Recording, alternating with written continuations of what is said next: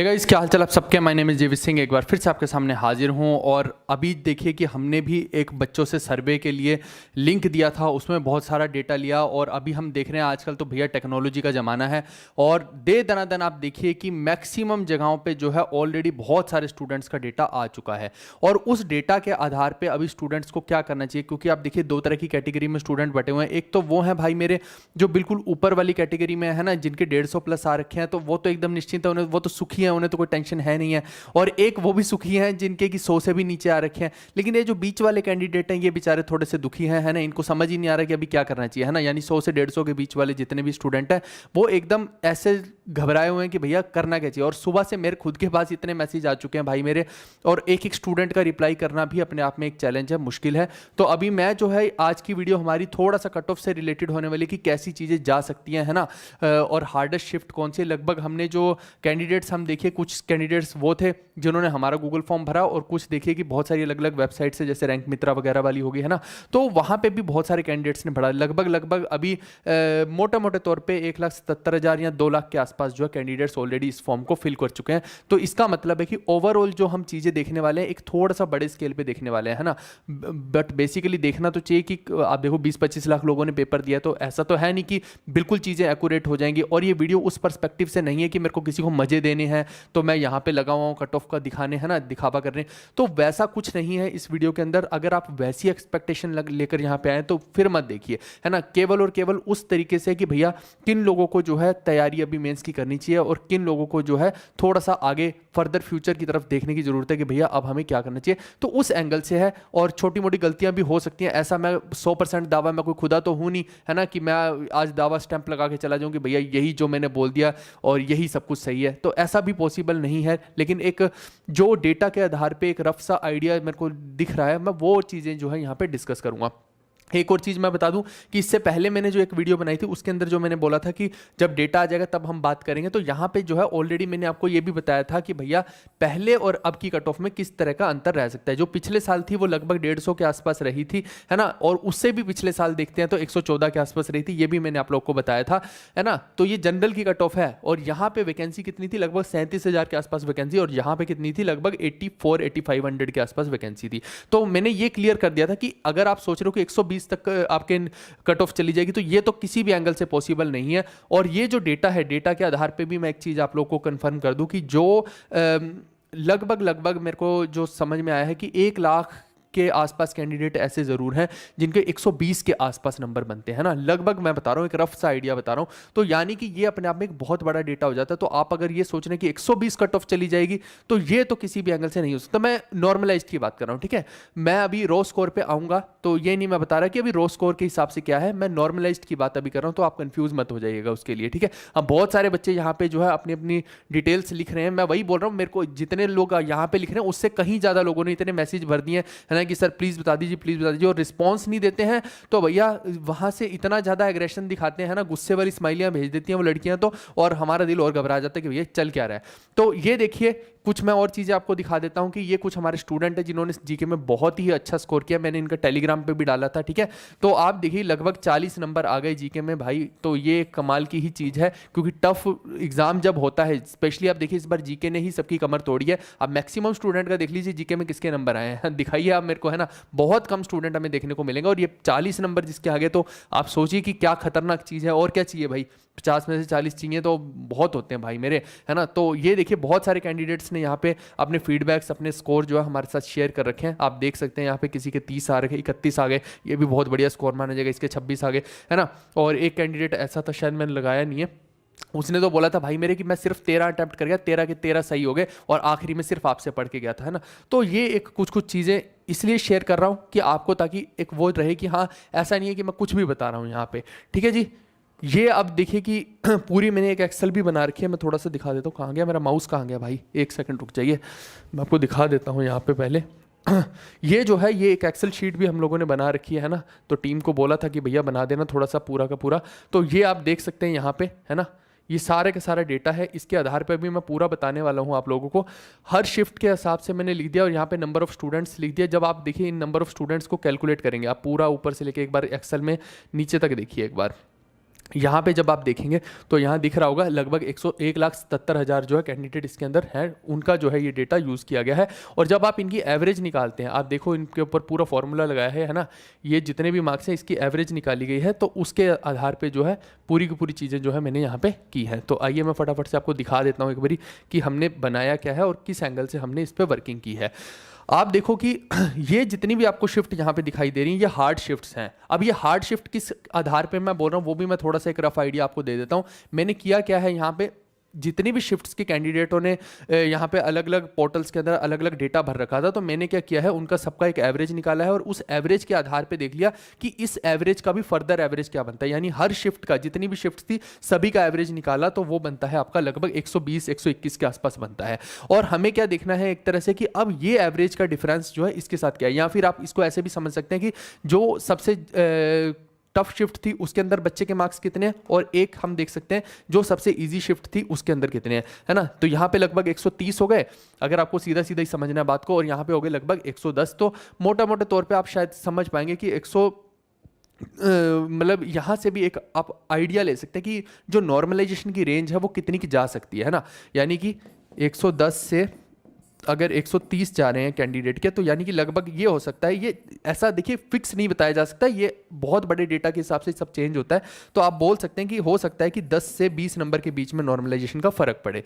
ठीक है, मोटे मोटे तौर पे तो पहले मैंने ये बताया। दूसरा, एवरेज जितनी भी ये आई है, ये एवरेज आई है, इसको आप इन स्कोर में से माइनस करते रहिए। तो यहाँ से एक मेरे को ये डेटा निकल के आ रहा है कि जो ये बच्चा है जिसके अगर 11 नंबर के आसपास लगभग यहाँ पे हो जाए, तो लगभग हो सकता है कि इसकी शिफ्ट जो है एक इजी शिफ्ट के साथ बराबर हो जाए, है ना, लगभग बराबरी हो जाए। लेकिन इसका ये कतई मतलब नहीं है कि 11 ही नंबर बढ़ेंगे, क्योंकि आपको पता है कि आजकल जो एसएससी है वो नेगेटिव में नंबर नहीं बढ़ाती है। जबकि आप देखेंगे कि धीरे धीरे जब ये नंबर्स घटते जाएंगे तो यहाँ पे जब आप जाएंगे तो ये नीचे नेगेटिव में हो जाएंगे। और एक्चुअली में होता क्या है कि अगर आपका स्कोर एवरेज से भी कम में आ गया, है ना, एवरेज नंबर भी नहीं आप ला पाए अपनी शिफ्ट के अंदर, तो वो नेगेटिव में जाता है। और वो हमने देखा भी था 2018 का शायद टीयर 2 था, तो उसमें हमने देखा कि बच्चों के नेगेटिव में भी नंबर आए, है ना।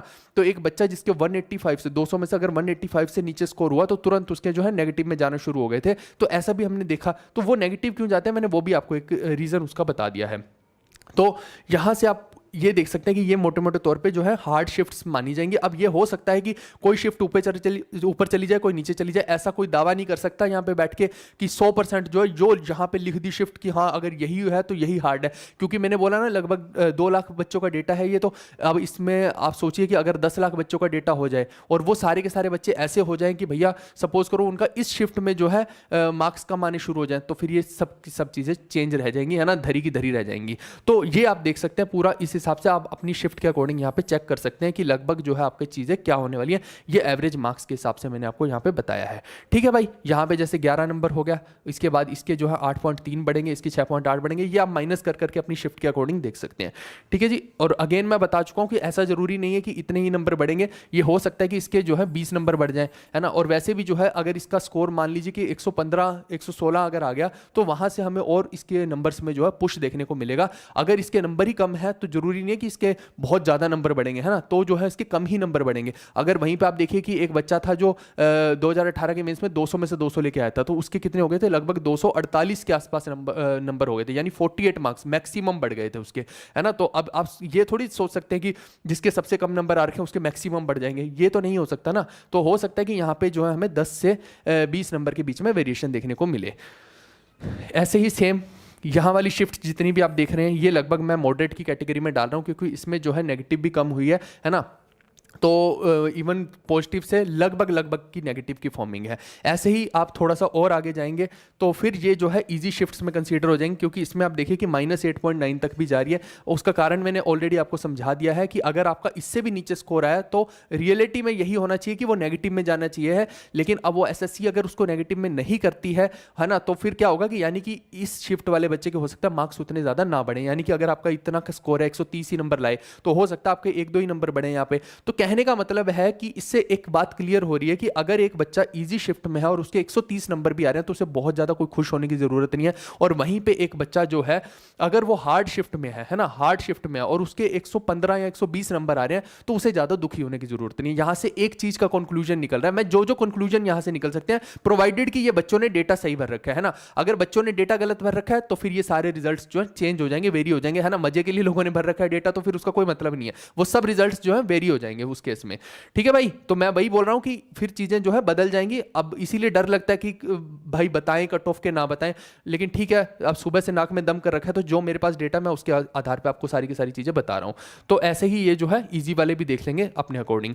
अब इस पूरे डेटा के आधार पे जो है आप देखिए कि अब नंबर ऑफ कैंडिडेट्स कितने सिलेक्ट करने हैं, ये भी एक गेम है। अब ये एक मैंने टेंटेटिव यहाँ पे बताया है, जैसे अगर मान लो कि वो 10 गुना कैंडिडेट करता है, अब अपने पास लगभग 17,700 वैकेंसी है, तो इसका 10 गुना अगर आप करते तो मोटा मोटा जो है 1,77,000 कैंडिडेट्स को जो है सिलेक्ट करेगा। लेकिन पिछली बार इसने क्या किया था, लगभग 8.5 गुना कैंडिडेट को ही लिया था, है ना। और पिछली बार वैकेंसी कितनी थी, लगभग 84-8500 के आसपास थी, यानी कि लगभग 72,000 कैंडिडेट्स को लिया था ताकि एक ही शिफ्ट के अंदर सबका एग्जाम हो जाए। मोटे तौर पे बता रहा हूं, है ना, एक रफ आइडिया दे रहा हूं। तो अगर ये 8-8.5 गुना कैंडिडेट को लेने लग जाएगा तो यही कट ऑफ जो है आपकी, आप देखिए कि कितने कैंडिडेट हो जाएंगे, है ना। लगभग इसको 18,000 वैकेंसी मान लीजिए, तो 8 से मल्टीप्लाई करेंगे तो 1,44,000 के आसपास कैंडिडेट हो जाएंगे, और हो सकता है फिर वो 2 शिफ्ट में चला जाए एग्जाम। और ऐसे ही इसकी जो कट ऑफ है फिर उस एंगल से जो है यहाँ पे बढ़ जाएगी। अब मैं ये नहीं बोल रहा हूँ कि ये रॉ स्कोर नहीं है, ये आपका नॉर्मलाइज्ड है, ठीक है। नॉर्मलाइज्ड के आधार पे जो है मैं बता पा रहा हूं इस डेटा के अकॉर्डिंग। हो सकता है ये चीजें चेंज हो जाए, मैं बार बार बोल रहा हूं मे चेंज, मैं लिख देता हूं ताकि बाद में आप लोग ये ना हल्ला काटे कि भैया ये तो आपने बोला था कि ऐसा होता है। और इसमें किसी का नुकसान नहीं है ना। और आप सोचे कि बिल्कुल ही कट ऑफ ऐसी चली जाए 120 चली जाए, वो पॉसिबल नहीं है ना। तो नॉर्मलाइज्ड में अगर मैं देखता हूं 8-8.5 गुना लेंगे तो ये थोड़ी सी हायर साइड में जाती हुई मेरे को दिख रही है। और वहीं पर अगर मैं ये देखूं कि 10 से 12 गुना कैंडिडेट हो जाए अगर, है ना, अब वो कितने होंगे मुझे नहीं पता, 11 गुना होंगे, 12 गुना होंगे, 13 गुना होंगे, आई रियली डोंट नो। तो हो सकता है कई बार तो एसएससी 15 गुना कैंडिडेट भी ले लेती है, अब वो डिपेंड करे, फिर तो कट ऑफ बहुत ही नीचे चली जाएगी, है ना। फिर तो आप समझिए कि कट ऑफ 130 के आसपास हमें देखने को मिल जाएगी, है ना, 125 भी देखने को मिल सकती है उस केस में जहां पे बहुत ज्यादा नंबर ऑफ कैंडिडेट्स को ले लिया जाए। लेकिन उसकी प्रोबेबिलिटी मुझे कहीं कम ही दिखाई दे रही है, क्योंकि आप देखिए कि पिछले साल भी यही हुआ है। और आपको मैं बता दूं कि अगर बहुत ज्यादा कैंडिडेट्स को लिया जाता है तो वो सही भी नहीं है एक तरह से, क्योंकि फिर जो होगा आपका टियर 2 नॉर्मलाइज की कैटेगरी में आ जाएगा। अगर टियर 2 में नॉर्मलाइजेशन हुई तो फिर वही आपको पता है धांधली कितने चांस होते हैं और कितना ज्यादा परेशानी भरा होता है। वो एक ही दिन में होना चाहिए, आपका टियर 2 हर हाल में एक ही दिन में होना चाहिए, तभी जो है एक फेयर कंपटीशन हो पाएगा। तो यानी कि अगर 10 से 12 गुना कैंडिडेट लेते हैं तो फिर ये कट ऑफ कहीं इस रेंज में फॉल कर सकती है। अब पिछले साल जो है 150 गई है, 150 में आप खुद को, मैं ऑलरेडी आपको क्लियर कर चुका हूं कि अगर वो 150 जा रही है तो वो 8400 वैकेंसी पे जा रही है, और लगभग 115 के आसपास जो जा रही है वो 37,000 वैकेंसी पे जा रही है। तो आप अब यहां से समझ जा रहे हैं, है ना, कि कितनी कट ऑफ हमारी जो है इस रेंज में हो सकती है, जो मेरे को लग रहा है 135 से 140 के आसपास में, है ना। सेम ही मैंने बाकियों का भी लिख दिया। ईडब्ल्यूएस ओबीसी का इसलिए लगभग सेम लिखा है कि यहाँ पे अब बहुत ज़्यादा वेरिएशन नहीं देखने को मिलता है। इवन कई बार तो ऐसा होता है कि जो ओबीसी और यूआर है इनके अंदर सिर्फ एक ही नंबर का डिफरेंस होता है ना, तो फिर कई बार बच्चे बोलते हैं कि भैया ओबीसी के कोटे को खत्म ही कर दो, तो ऐसा भी देखने को मिलता है ना। तो ये जो है वेरिएशन तो रहती है, लेकिन फिर भी एक मैंने कंसीडर किया है कि नहीं, थोड़ा सा जो है यहाँ पे फ्लक्चुएशन हो सकती है। तो ये दोनों चीज़ों को भी लेकर चले हैं। अब मैंने बार बार बोला है कि ये चीजें वेरी कर सकती है, बहुत सारी चीजें इसमें फैक्टर रहते हैं, डेटा रहता है, नंबर ऑफ स्टूडेंट्स रहता है, स्टूडेंट्स करेक्ट डेटा भर रहे हैं कि नहीं भर रहे हैं, एसएससी के पास तो रियल डेटा रहेगा। तो दीज थिंग्स मे वेरी, है ना। और कितने टाइम्स कैंडिडेट ले रहे हैं, मैं बार बार बोल रहा हूं, उससे चीजें बदल जाएंगी। तो ये अब आपको क्या करना चाहिए, जिन लोगों के मान लो कि 120 ही नंबर आ रहे हैं, तो अब अगर आपके टफ शिफ्ट में 120 नंबर आ रहे हैं, ऑलरेडी मैं शिफ्ट दिखा चुका हूं, so that is good for you, है ना। कि अगर एक बच्चे के टफ शिफ्ट में 120 आ रहे हैं तो आप खुद सोचो कि एक टफ शिफ्ट के अगर 15 से 20 नंबर नॉर्मलाइजेशन में बढ़ेंगे तो वो 140 के आसपास आ जाएगा भाई मेरे। अगर वो 140 के आसपास आएगा तो आप देखो कि वो दोनों ही कैटेगरी में जो है लगभग सेफ के आसपास आ जाएगा, है ना। और अगर आपके टफ शिफ्ट में 125-130 के आसपास आ रहे हैं फिर तो बहुत ही बढ़िया, फिर तो डेफिनेटली आप कंसीडर कर सकते हैं कि 100% होगा ही होगा। लेकिन वहीं पे मैंने बोला कि अगर आपके 130 नंबर एक इजी शिफ्ट में, सबसे आसान शिफ्ट में 130 आ गए तो then you must worry about yourself कि क्या होगा, है ना। तो उस केस में आप बिल्कुल भी गारंटी नहीं ले सकते कि आपका होगा ही होगा। तो ये जो है बहुत सारी वेरिएशंस के साथ मैंने चीज़ें आपको समझाने की कोशिश की है। तो उन कैंडिडेट्स को क्या करना चाहिए, क्या उनको मेंस की तैयारी नहीं करनी चाहिए? तो मैं ये बता दूं आपको कि मैं पहले भी यही बोल रहा था, अब भी यही बोल रहा हूं कि मेंस की तैयारी आप सबको करनी चाहिए, किसी को भी मेंस की तैयारी नहीं छोड़नी चाहिए। उसका कारण ये है कि इस बार आप देखिए कि प्री तक पहुंचे, प्री तक पहुंचने के बाद आपको पता लगता है कि भाई मेरा सिर्फ इतनी ही तैयारी थी और आज प्री के भी लाले पड़े हुए हैं। अगली बार क्या होगा, आप यहीं से वापस लौट जाते हैं ना, आपने अगला वाला रास्ता देखा ही नहीं, हो सकता है उस रास्ते में बहुत खड्डे थे, बहुत परेशानियां थी, आपने सोचा कि भैया सिर्फ इतनी ही दिक्कतें आएंगी, आगे के रास्ते का आपको पता ही नहीं था, तो यहीं से आप वापस लौट गए। अगले साल फिर यहां तक तो आ जाओगे, ये रास्ता तो क्लियर कर लोगे, इस रास्ते का तो पता नहीं, यहां पर आओगे वापस से फिर लौटोगे, फिर लौटोगे। तो उससे अच्छा है कि इस पूरे रास्ते को एक बार क्लियर किया जाए, यानी तैयारी आपकी मेंस लेवल तक ही होनी चाहिए और बहुत ज़्यादा कोई डिफरेंस भी नहीं है। तो मैं सबको यही रिकमेंड करूंगा कि भाई मेंस की तैयारी हर बच्चा करे, किसी के 100 नंबर भी आ रहे हैं तो वो मेंस की तैयारी जरूर करे, ताकि आपका एक बार कंप्लीट तैयारी जरूर हो जाए, है ना, आपको वो चीज़ पता जरूर लगे। हो सकता है आप एग्जामिनेशन हॉल में जाके ना एग्जाम दे पाए, लेकिन घर पे एक मॉक की फॉर्म में उसी दिन एग्जाम दीजिएगा बैठ के, है ना, तो एक आइडिया जरूर लगेगा कि भैया कि मैं एक चाहे मॉक दे रहा हूं, लेकिन अपने आप को उस चैलेंज में डालिए कि क्या मैं 1.5 से 2 महीने के अंदर मैं टाइपिंग भी, कंप्यूटर भी और बाकी के 4 सब्जेक्ट्स को भी मैनेज कर पा रहा हूं कि नहीं कर पा रहा हूं। अगर वो नहीं कर पा रहे हैं तो फिर आप कहीं ना कहीं लैग कर जाएंगे और अगली बार भी आपका हो सकता है सिलेक्शन ना हो पाए। तो दोनों चीज़ों को आप कंसीडर करके चलिएगा, ठीक है भाई। अब मैं थोड़े से आप लोग के कमेंट्स ले लेता हूँ। यहाँ पे बहुत सारे बच्चे जो हैं हाँ कमेंट्स कर रहे हैं, बहुत सारे लोग कर रहे हैं, मैं बस थोड़े से कमेंट्स लेता हूं आप लोगों के। इसके अलावा हाँ, कुछ लोग बुक्स का पूछ रहे हैं मेरे को, बहुत सारे ये जो बुक्स के आ रहे हैं मैसेज, मैं आपको बता दूं सबसे बड़ी गुड न्यूज़ ये है कि बुक्स आ चुकी हैं भाई मेरे, है ना। तो रास्ते में है, हमारे गोडाउन में जो है वो रात को पहुंच जाएंगी, रात को 11:30-12 बजे जो है किताबें हमारे गोडाउन में आ जाएंगी भाई मेरे। और उसके बाद जो हमारी लिस्ट है, कल बैठ के मैं पूरी की पूरी इसकी एक लिस्ट को रिव्यू करूंगा, जितने भी लोगों ने ऑलरेडी बुक को पहले से ही ऑर्डर कर रखा है, प्री बुक कर रखा है, वो पूरी की पूरी लिस्ट जो है मैं भेज दूंगा डिलीवरी वाले को, है ना। तो ये आप समझिए कि संडे नाइट तक, क्योंकि कल का और परसों का जो है पूरा दिन जो है उसकी पैकेजिंग में लग जाएगा बुक की, क्योंकि आपके पास कटी फटी बुक थोड़ी आनी चाहिए, तो वो पैकिंग करेंगे। 2 दिन आपके पैकिंग के कम से कम लगेंगे, क्योंकि एक या 2 लोग नहीं, हजारों की तादाद में लोग हैं यहाँ पे। तो सब को जो है संडे इवनिंग तक मुझे लगता है डिस्पैच हो जानी चाहिए किताब, है ना, मोस्ट प्रोबेबली। तो जितने भी लोग हैं आप लोगों को मैं बता दूं कि ये जो बुक्स का सेक्शन है यहाँ पर जाके आप बुक को जरूर लीजिएगा। एक वीडियो में ये भी लेकर आने वाला हूँ भाई मेरे कि हमारी किताब में से कितने सवाल आए हैं। मैंने काफ़ी सारे सवाल जो है टीम को लगा रखा है छांटने के लिए। इन 2 किताबों में से कितने सवाल आए मैं दिखाऊंगा, आपके रोंगटे खड़े हो जाएंगे कि भैया ये कितने सारे क्वेश्चन तो डायरेक्ट इस बार भी जो है हमारी इन 2 किताबों से ही आए हैं। हमने ऑलरेडी चीज़ें पहले ही करवा रखी थी,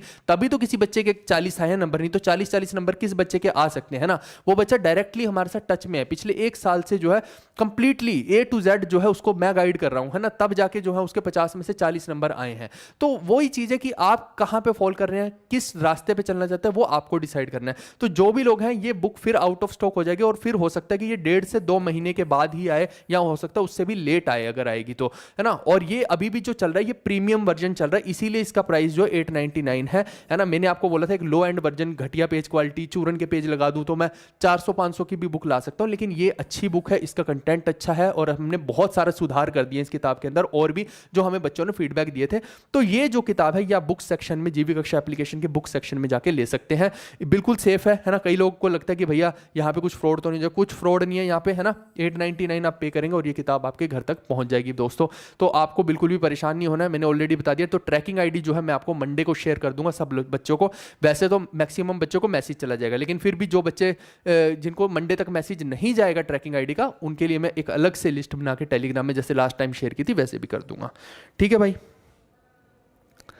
चलिए, हिंदी मीडियम में भी किताब आएगी, है ना।